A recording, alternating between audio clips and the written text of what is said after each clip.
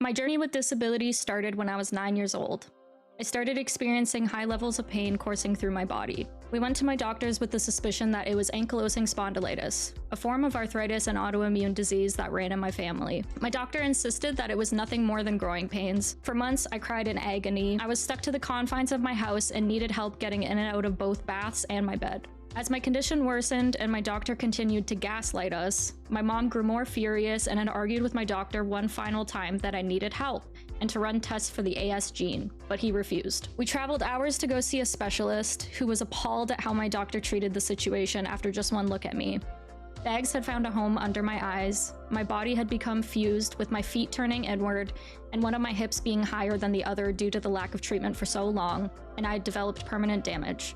I was then officially diagnosed with ankylosing spondylitis. Thankfully, I was in good hands, and they immediately started me on different medications to try and improve my condition. As we tried what felt to be endless different cocktails of medications and treatments, I struggled greatly. What was supposed to be my innocent youth had quickly changed into the world asking me, a 10-year-old girl, to grow up much faster. I had lost much of my childhood. I was overwhelmed with medical terminology that I couldn't understand, and never-ending doctor's appointments. I would spend recesses isolated inside in pain, while the other kids played outside. These same kids and even adults stared at me on days where I had to use my wheelchair. I was too young to understand why this was happening to me, why I was seen as different, why people even had to stare at all. I was also too young to understand what all of this meant for my life as I got older, and that this was only the beginning. From the age of 17 to 23, I was in remission. At 23, I had a full-time job working as a housekeeper surrounded by the beautiful mountains of Alberta. I spent my days off going for 4-hour hikes, going to the gym, and going out with friends.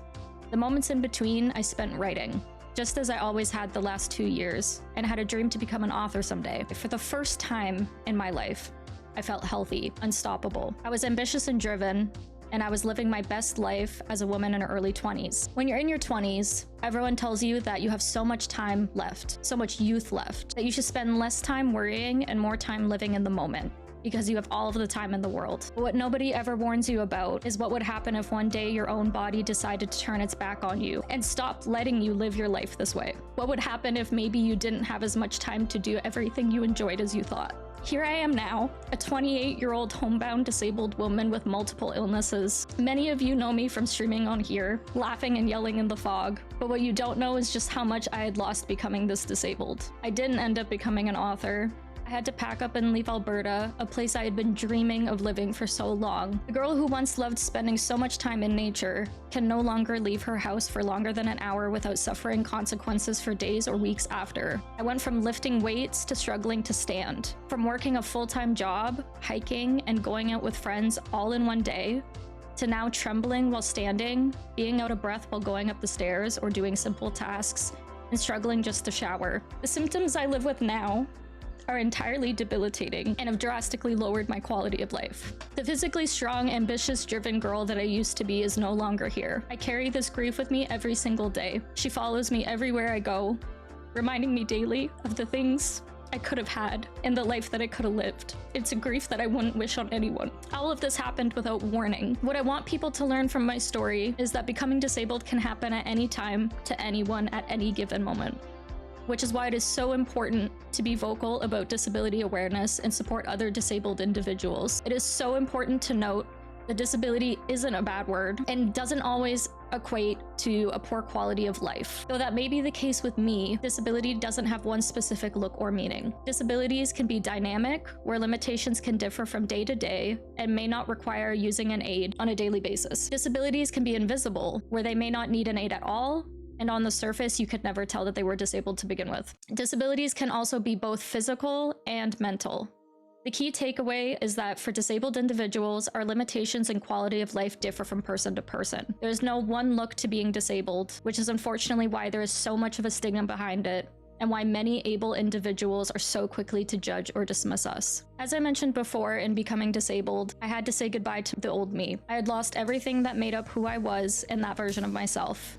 Because of this, I became lost. The isolation that comes with being homebound is earth-shattering. Being in my 20s, where everyone wants to go out of their house and experience life, not only had I lost all of my friends due to not being able to leave my house, but I had no one that actually wanted to keep me company either. I spent so many days feeling alone, like nobody cared. It felt like I had to sit and watch the whole world move on without me. And even worse, feeling the most misunderstood I've ever felt in my life. I had no one around who was my age to understand this grief, the loss, and how much of the entirety of my life had changed in the blink of an eye. Though the grieving process is never ending, I knew that in order to find happiness, I had to reinvent myself and find things that worked for my new limitations. I had no idea where to start, what it would look like, what dreams I now wanted to achieve. A lot of the times, I believed I wouldn't have a dream anymore. Most things I tried led to boredom and dead ends. Nothing ever stuck. During this grieving process and rediscovering who I was, I turned to Twitch. Watching my favorite streamers helped me get through the hardest of days. This temporarily filled a hole in my heart and helped me cope with this newfound loneliness. Then one day, I discovered Dead by Daylight, and the rest was history. When I started streaming Dead by Daylight,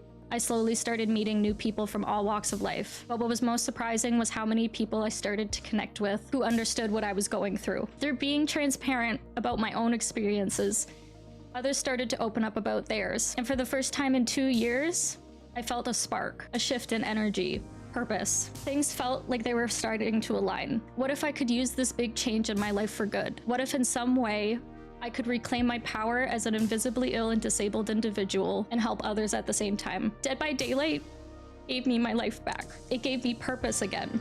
It gave me passion. It gave me friendship. It gave me a way to financially support myself during a time where I wasn't sure I ever would again. It helped me grieve the loss of my old self and blossom into a new version of myself who is still strong, ambitious, and driven, just in a different way now. I rediscovered myself.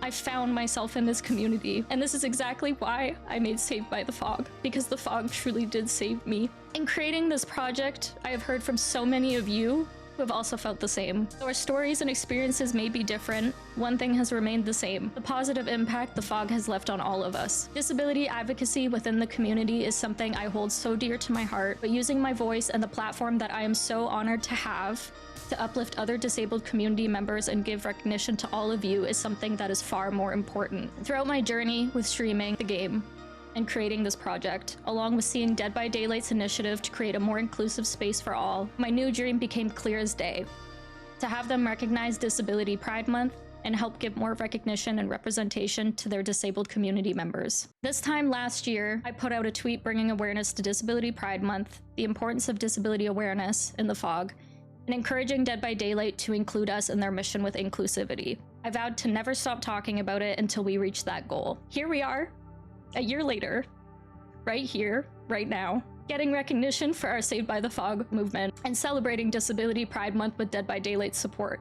So let's take a moment to celebrate this win and recognize that this is just the beginning for us. It wouldn't be a Saved by the Fog event without sticking to our movement's mission, amplifying the voices of other disabled friends of the fog. So, without further ado, enjoy this presentation, giving recognition to over 120 disabled Dead by Daylight community members who were saved by the fog.